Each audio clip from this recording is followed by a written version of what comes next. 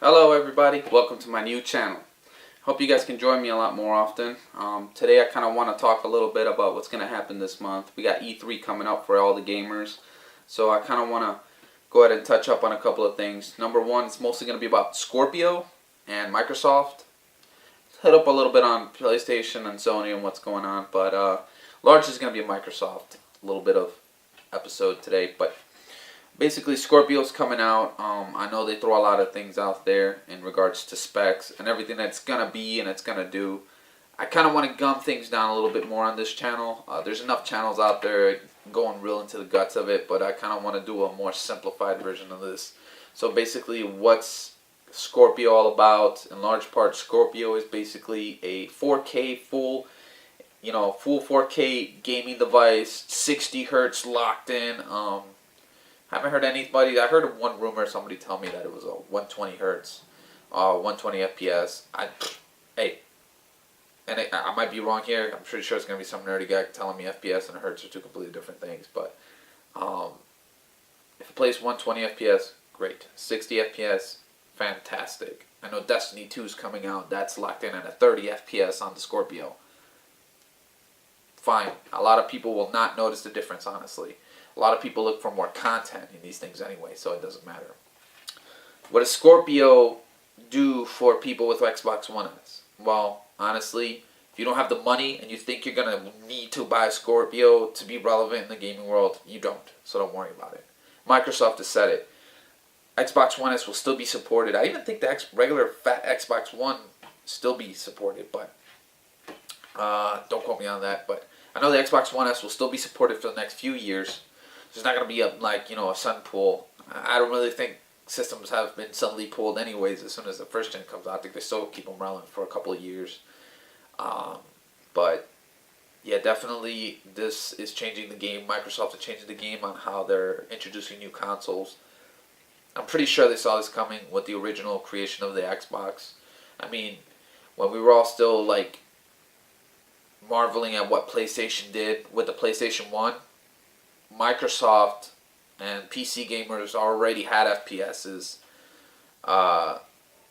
first-person shooters and all of that good stuff. I remember being one of the ones that used to play that, and then my first console was actually a Sega, which was kind of funny because I went from a computer to a console, and I was so young I couldn't tell the difference. But yeah, there's a big difference there. I kind of went back and revisited a lot of the older games that I used to play, and looking at the years between when they were released and all of that, yeah. Computers were a little bit further ahead. PlayStation really shortened that gap with the PlayStation 1. But yeah, PC already was a little bit further ahead. So Microsoft knew what they were getting into with the Xbox. So I'm pretty sure they saw this coming. Scorpio, people thought they shot themselves in the foot announcing Scorpio to be released a year after the Xbox One S. They thought it would hurt Xbox One S sales. Again, Microsoft's smart. They're not dumb. Obviously, they knew, not paying attention to anything because Xbox One S will still be supported for a very long time. So, obviously, they had no problem releasing it when they did. Scorpio will be VR ready. I have a love-hate relationship with VR. I'll do some more videos in regards to go more in depth and opinionating on all that stuff. And when I say opinionating, I'm not just telling you what I think. Obviously I do some research. So if anybody's gonna, and I will mess up. It's a new channel, so give me a break. But basically, the Xbox One S will always still be supported. I've heard people say I might as well upgrade to a PC then. I honestly wouldn't. I know PC gamers, there's a lot of people that want to go into PC and they feel it a lot more complicated to go into a PC realm of gaming versus a console gaming, and I can see why that is. I built my own computer and all that stuff. I put it together. I shouldn't say I built it, but I put it together, and I had to learn a lot of things. Okay, there is a learning curve to it. It's not impossible, but there is a learning curve to it, and obviously technology has made things a lot easier to go ahead and put together a PC. A proper good, mid to low range PC, but I think consoles are still they're more efficient at using a lot of the technology dedicated just for gaming, um, versus a computer. A lot of people might disagree, but honestly, at the end of the day, there's people that buy consoles really want content, and there is great content on a PC. But I really think to get the full blown effect on a PC, you really have to spend a pretty penny. And it would probably be a lot easier to save some time and money for people to go get a console. And that's where I think both of those lie. So no, I don't think it's a good idea to really just go PC. I think Microsoft's really bridging the gap with Scorpio. I think Scorpio is basically a hop skip away. It's going to be a PC, obviously, because that's what Scorpio is like close to turning out to be. But Microsoft is smart. They're bridging that gap. They're obviously with their crossplay and all that stuff. They're letting everybody just get into the mix, and it's great. I love it. I love the fact that I can be on a PlayStation. I love the fact that I can be on a PC and play with somebody with an Xbox. I think that's great. I hope more games come out for crossplay. Halo 6, here's hoping. But yeah, I think Xbox One S will still be relevant. If you have the money, upgrade to a Scorpio, obviously. I mean, if you got money and that's what you dedicated it for, you work hard for it, go for it. If you're the person that you think you have to have a Scorpio to be relevant, don't get sucked up into that crap about, oh man, well, you don't have 4K? Well, you're behind. Like, forget about that. Xbox One S will still be good. We're hoping to see a lot more content in regards to, like, by content I mean awesome games, I think there's a lot of things with developers trying to go back to the old school games, and I think there's kind of a resurgence of some old school stuff happening. And we'll go into that in some other time. But I think there's still going to be room for the Xbox One S for the next few years. So save the money. I think if I buy a console and it's from Microsoft, it'll probably be an Xbox One S if I don't upgrade my PC. But who knows? We'll see. Microsoft's also building a very, very nice little entertainment. How would you say ecosystem? Yeah, Microsoft's building a nice little ecosystem. I mean, you have the Xbox One S. They're tying in your computer to it. If you own a Windows phone, I know those aren't very popular, but if you own one of those, you can integrate all of these things in there. And what they're really doing is a beautiful thing. I think they're kind of finding their niche. And that's another thing to be said about what's going on with the consoles nowadays, like between Sony, Nintendo, Microsoft, is they're really finding their niche of what they're going to be good at. I mean, things are changing. We are living in interesting times in regards to technology, and it's very exciting to see where it's going. And gaming is no different. Gaming is it's a beautiful side of the technological boom. And I think we're seeing some things going forward that's going to really surprise us gamers and all of that. We have rumors that Microsoft is really, not rumors, but there are some people speculating due to some certain things that have been released, that Microsoft's really interested in the Switch. Me and my friend talk about this a lot. We think of, what if Microsoft had like a gaming tablet? That would be really cool. And it would be, because they have, the Microsoft Surface Pro is a very powerful tool, okay? It's very powerful, and it's a beautiful piece of tech.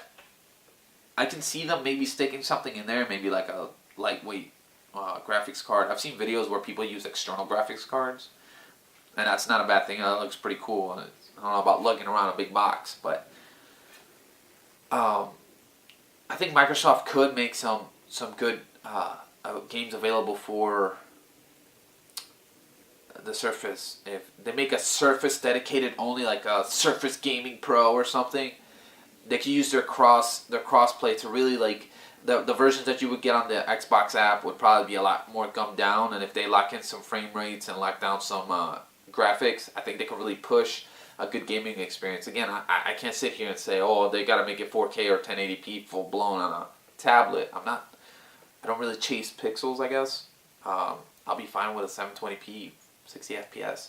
If they can give me that, that'd be great. On Gears of War on a Surface gaming tablet, honky-dory, I'm fine.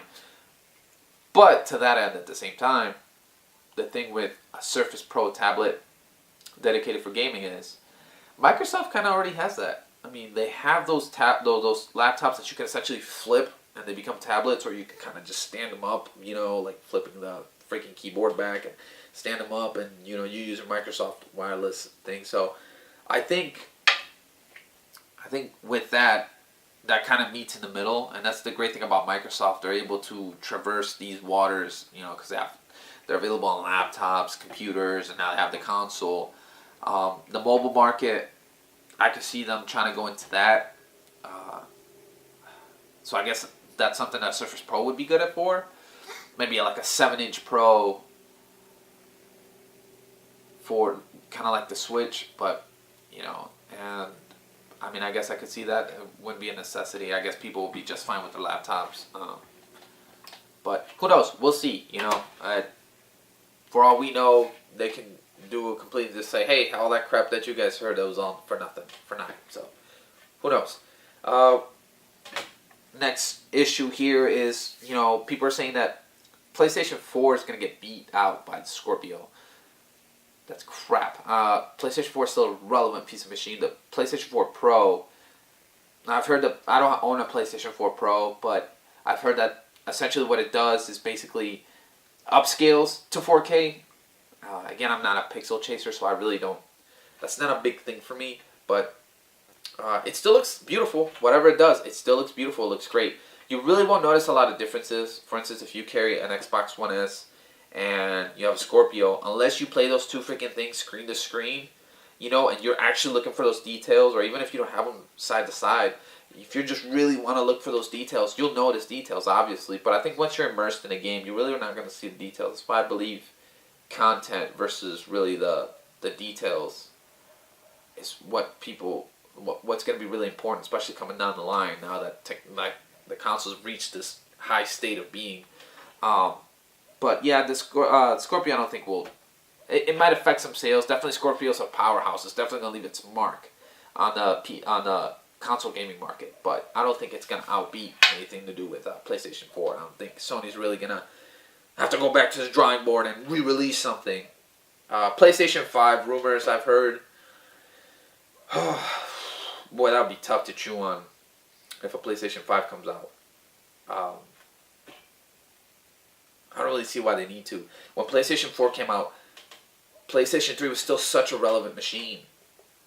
They could have stayed and rode the wave of the PlayStation 3 for just a little bit more before releasing the PlayStation 4. So I think they can do the same thing with PlayStation 4 Pro. They could just ride that wave just a little bit, and they might.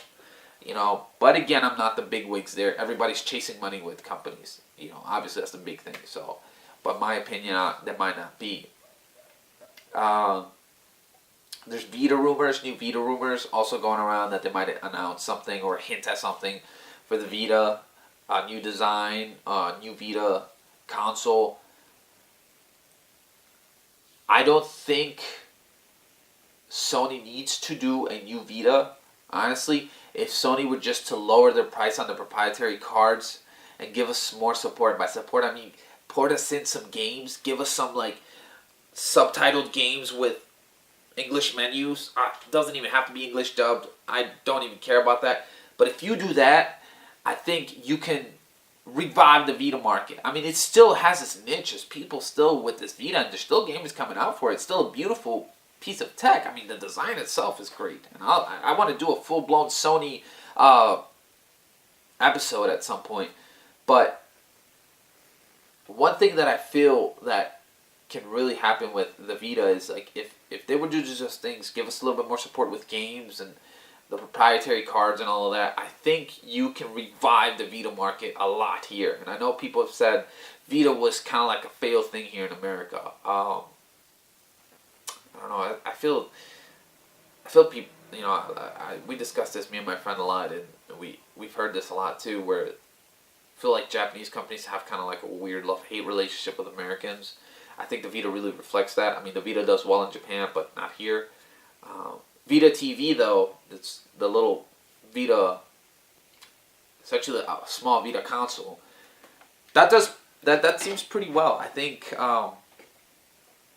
if you want to get into that niche of Vita without having to pay for the $140, used Vita console and and all that stuff. Again, still the killer with, at least for me, the killer with a Vita or anything to do with a Vita has to be the freaking memory card.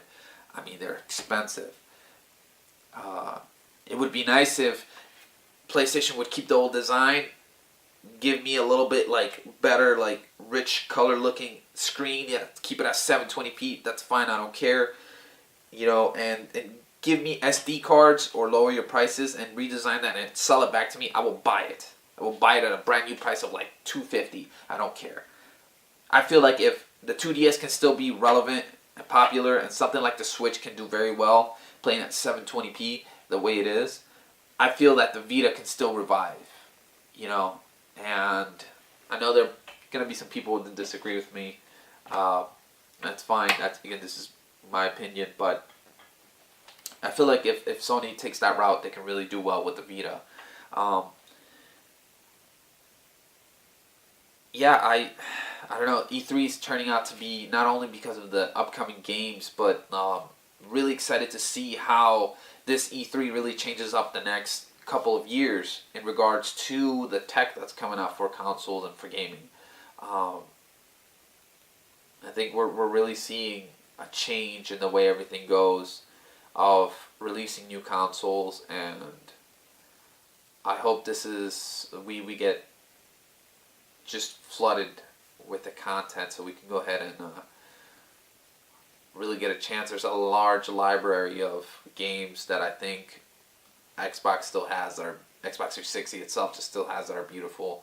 I think upcoming games are going to be great. You know, you got an exclusive God of War for PlayStation that'll still keep it relevant. You have Destiny coming out for both of these consoles. You have Halo exclusively coming out for Microsoft. That's going to be another thing. You know, this is just to name a few. You have a lot of things coming out where these consoles, I think they're going to still go strong. Now, Nintendo, it's its own little thing. I know I mentioned Nintendo a couple of times, and I didn't go too much into it. I want to do a full Nintendo episode as well, because Nintendo is such a unique, not only company, but unique in the way they run everything, and it's really cool. And back to my earlier point is, again, it's showing that they're finding their niche. I know for a long time people thought PlayStation and Xbox were going at each other's throats, and you know, us as a consumer, we're sitting there, and you know, any Nintendo boy, we're like, oh, you guys are dumb because, you know, look at this is 1080p and that's like nothing, that's barely HD. It's like Nintendo's all about content, man. Again, we'll go into more detail of what I think about that, but yeah, Nintendo, it's in and of itself a beautiful little culture that they've created for themselves. But we'll see what E3 brings for us, and we'll keep an eye out, man. I hope you guys can join me back on my channel for more talks. I'm gonna try to work on getting you guys a lot more cool stuff, to content. Like I keep saying, content, more things for you guys to chomp down on, and we'll get everything more situated and have a lot of fun. You know. I love the gaming culture. I think it's really flourishing nowadays, and definitely with the way the world is, I really think we, as a gaming people, need to stick together. I mean, games are beautiful. I still remember the days when, like, just stepping into that, like, digital realm, you know what I mean? It was a great thing. I think one of the biggest games, and I'll end it with this, one of the biggest games that was a big thing for me was Shadow of Colossus. I still remember that for the PlayStation 2. Oh man, it's such a beautiful and calming game. That's one of those things where it's like, that's what games were all about. You know, I'll do a video in regards to gaming culture as well, because I feel that's somewhat changed a little bit. There's a weird thing going on, but yeah, definitely, if you guys join me back, we'll definitely have fun and grow together on this little channel and go on a little journey. See you next time.